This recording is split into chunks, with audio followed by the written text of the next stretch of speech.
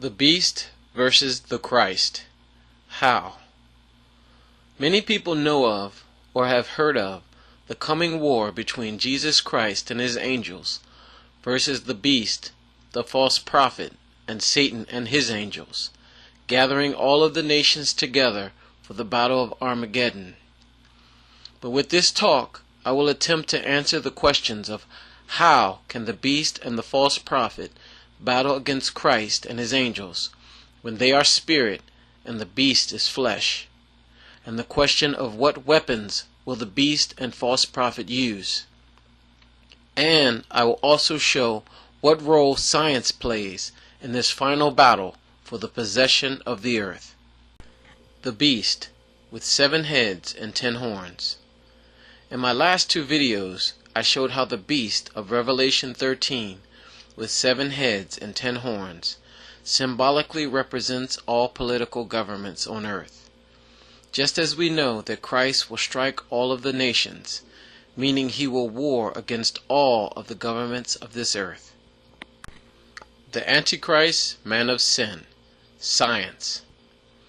In my last 2 videos, I also showed how science is the Antichrist, man of sin. It operates within the beast governments, and it is by means of science that the beast governments show signs, wonders, and power to gain the trust of those that dwell on the earth. But science is also the foundation of many of the biggest corporations and companies all over the world. How the beast and the Antichrist are one. During the last 2 years, with the COVID public health crisis, we have seen the health sciences move into a more powerful and visible position with its role in directing the political governments all over the world concerning the virus crisis and the national responses to it. Not just in the United States, but also in America's closest ally, Britain, as well. We see the same system set up for dealing with the crisis, with the beast governments enforcing the public policy and the science Antichrist man of sin directing the beast from a position of expertise, knowledge, and understanding. This same system is the foundation of all political governments worldwide. And it is reflected like an image in the world body of the United Nations, representing the political governmental powers, and the agency of the UN, the World Health Organization, representing the expertise, knowledge, and understanding of science to direct the beast in this crisis against the virus. Satan the dragon and the affliction of Job. In the Bible book of Job, we see the curtain to the invisible spirit realm pulled back, and we are given a glimpse into the motive and attacks of Satan, who argues and accuses Job in 2 ways when he asks the question, does Job fear God for nothing? Meaning that Job only fears God because of the possessions and the comfortable life he can get from God, and that if these things were taken away from Job, that he would curse God and prove Satan correct. And secondly, Satan says to God, skin for skin, everything a man has he will give to save his own life. Satan thought that if he could inflict pain on his body close to the point of death, that Job would give up his faith and integrity to God. These attacks and accusations by Satan would be made manifest through the centuries against all who seek faith and integrity to God. Satan would use the rise and fall of the beast to continue these accusations and attacks against all mankind. In the case of Job, first Satan caused thieves and murderers to take Job's possessions and murder his servants. Then he caused fire to come down from heaven to destroy more of his possessions and kill more of his servants. Then he caused a great wind to kill all 10 of Job's children. Then Satan would attack Job's body, his flesh, with a disease of painful, boil-like sores from his head to his feet, to continue to try and break his faith and integrity to God. Then Satan would use Job's friends and their ignorance to pressure and mock him. Then lastly, he would use Job's own wife to try to break his faith and integrity, but Satan would fail, and in time he would develop a new form of attack against all who seek to keep faith and integrity to God. The beast uses persecution. Satan is the accuser of men and the resistor of God's will. As the centuries passed, Satan would begin to use mankind's political rulerships, the beasts, to attack and persecute with the threat of death those who would not abandon their faith and integrity to God. In the past, these rulerships were in the hands of a king, a monarch, or an emperor that had all the power of the government with one person. This can be seen by the empires of the past, like Babylon and Medo-Persia. Empires like Greece and Rome would begin to experiment with new forms of hybrid rulerships, though most of the power of the government remained with the king, the Caesar, or the emperor. But the persecution of those with faith and integrity to God continued. Even the Messiah would be killed at the hands of the Roman beast authority. Rome would spread out over the earth and give rise to the Pax Romana, the Roman peace, the world order stabilized by strong Roman dominance. But Rome, like the other beasts before it, would fall. And for centuries after, wars, invasions, atrocities, and conquests of different kingdoms would engulf the earth.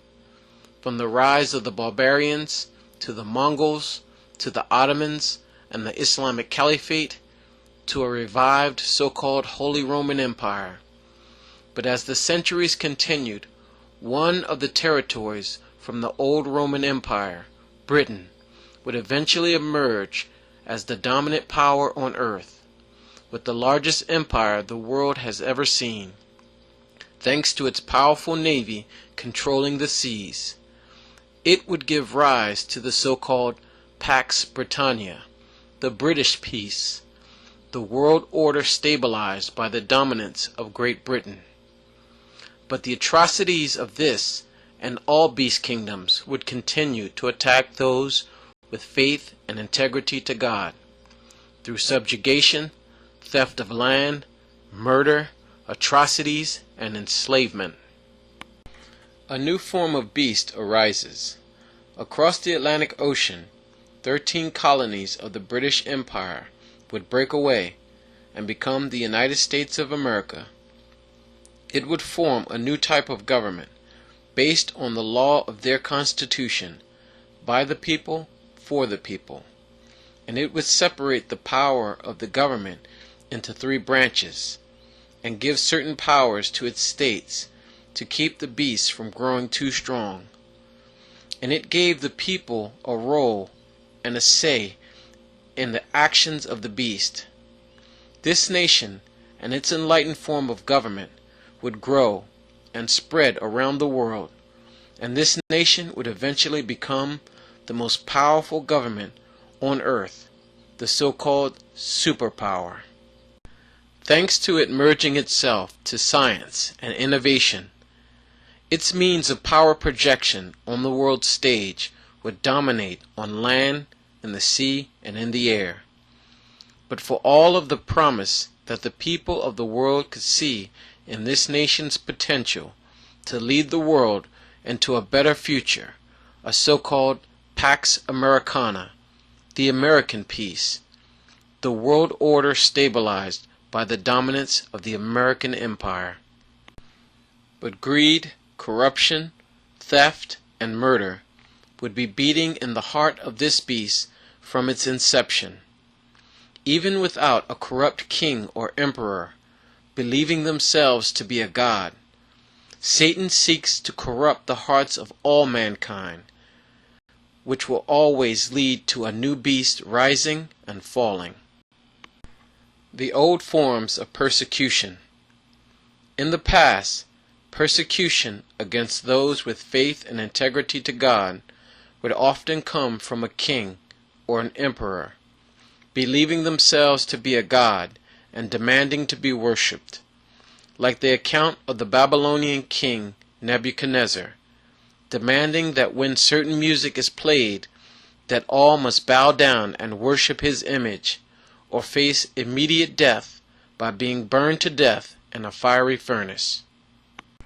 The new forms of persecution. Today, in our time, when the music of fear is playing, the governments, not having direct power to kill its citizens, use mandates on the corporations and businesses to tell their employees that when the music of fear is playing, they must roll up their sleeve and take the solution into their bodies, or face termination. And in the way that Satan has set this system up, that termination can mean immediate financial and economic death to any and all who stand up against the order of the beast. But they must maintain their faith and integrity to God, because He warned us ahead of time that this period would come when you will not buy or sell unless you take the mark of the beast. The mark on the right hand and the forehead. There are many different ideas and interpretations about what the mark of the beast is and why it is on or in the right hand and on or in the forehead. But the book of Revelation is a symbolic book, and the vision details often mean or represent something else.